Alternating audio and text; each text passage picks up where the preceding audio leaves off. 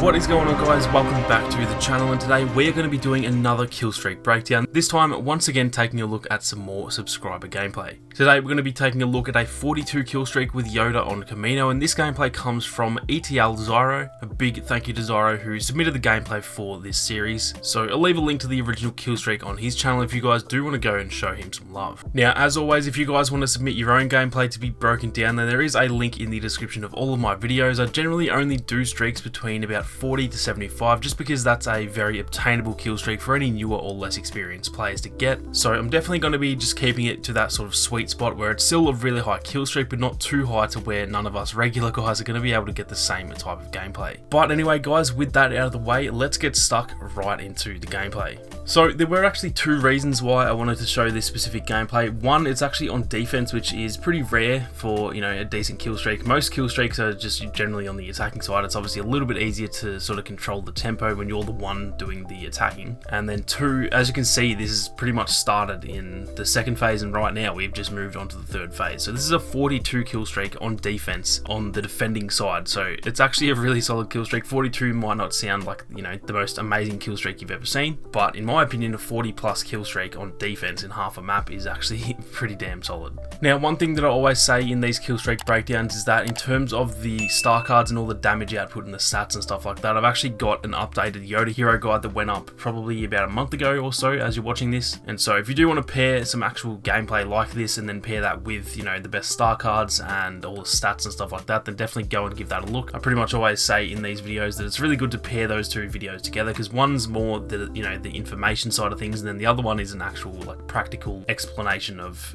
how you should play that character. So they're always really good to watch in tandem. So anyway, we're obviously in this sort of the inside section now that we're into the third phase, and this can be a pretty tightly contested area. You can see that they are capping the hangar area here, so it's always kind of hard to know which, you know, section of the map to go to, because you want to go in here and try and kill these guys, but then at the same time, if you move over here and spend all your time here, they're just going to go and capture the other one. And to be honest, the barracks is probably the easiest one to defend. So you can see here that he is sort of pushing in there, and he's maybe getting a kill or two, but you can see that they are quickly taking that, and he does the right thing there, in my opinion, by actually just falling back and trying to, you know, defend the barracks, because the hangar is a lot easier for the enemies to take, and rather than take that than, you know, get in early on the barracks, and then you are in a fair bit of trouble once they do get in there. Now, if we just fast forward through this little section, I think he was unfortunately AFK here for a little bit, but once they do start pushing in, you know, pretty heavily here, he does a pretty good job of keeping on the move and not just staying in this room. One thing that I think a lot of people do unfortunately fall into is sort of letting the enemies come to you when you're on defense, and depends on the situation. Obviously, if they're all in there, then all you can really do is stay in that room and try and kill them all, but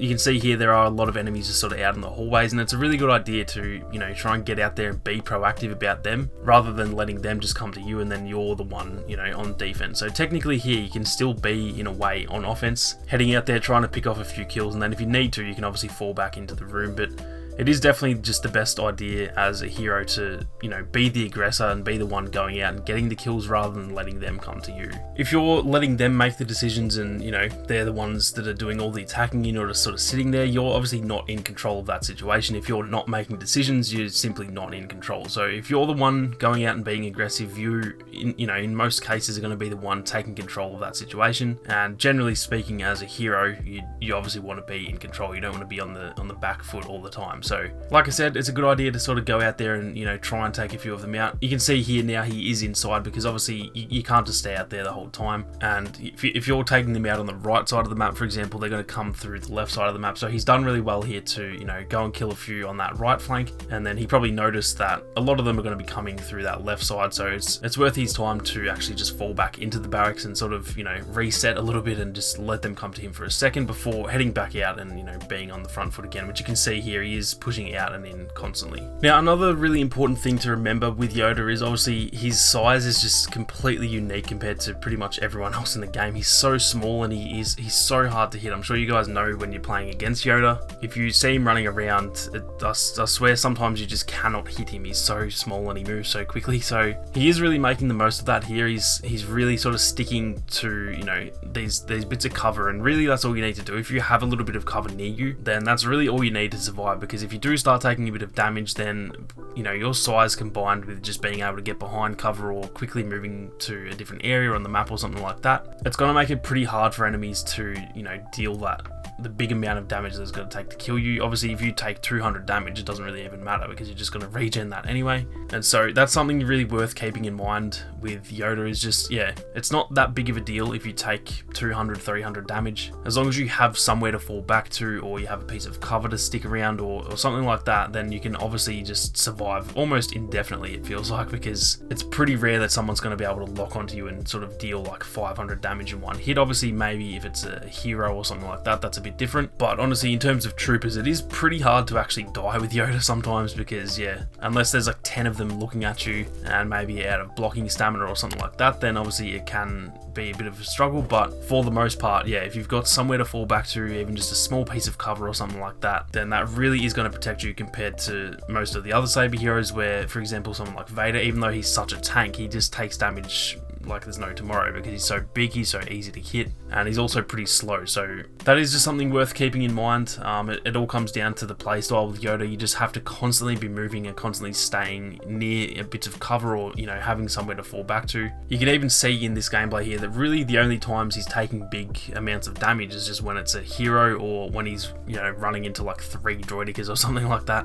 When there's just a bunch of troopers around, it doesn't generally cause him that much of an issue. And obviously, keep in mind, you don't want to be too aggressive and just think you're invincible, because that, I always say in the kill streaks, that's generally what gets me killed, at least, is just thinking that I'm invincible. So don't take that too seriously and just think, oh, they're never going to kill me. But it does, you should have a little bit more confidence with that, knowing that you're so hard to hit, and if you just keep moving, that's literally his whole playstyle, is just keep on moving, and you are going to go on a pretty decent kill streak if you do have fallbacks and do have big areas of cover.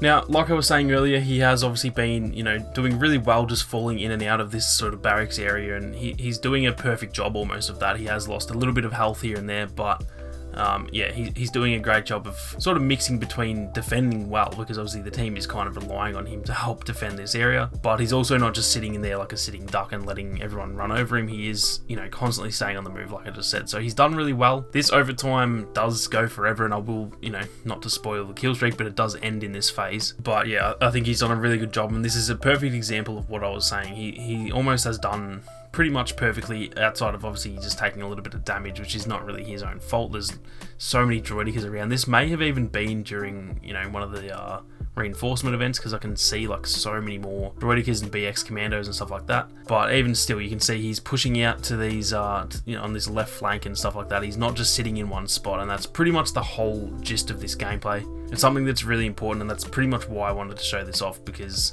even though this, at this point, it's not even like he's going for a kill streak. I think he's genuinely just defending and trying to get the win. So the gameplay might not be the absolute perfect gameplay to show on how to go on a big kill streak, because generally playing the objective isn't necessarily the best way to get the kill streak. But I think you can take a lot of learnings from, certain gameplay like this, where it is literally just PTFO gameplay, and you can learn from this and still put that into your own, kill streak attempts. So the whole time you've been watching this, you should have just been paying attention to the way that he's moving around the map. And it doesn't even relate to Yoda, specifically. If you're playing as essentially any Saber hero, like the way that he's playing is just really, really solid for what he's trying to achieve. And this can even work on offense as well. This isn't necessarily just a defensive way of playing. If let's just say he's on offense here and he's trying to get into that room, well, he's still doing it the right way. He's going constantly to different areas of the map. He's staying on the move when he is around enemies so that he's not taking a bunch of damage at once. And then again, like I said earlier, he's using the size to his advantage by, just being really, really agile and making himself a really hard target to hit. So that's pretty much why I wanted to show you guys this gameplay.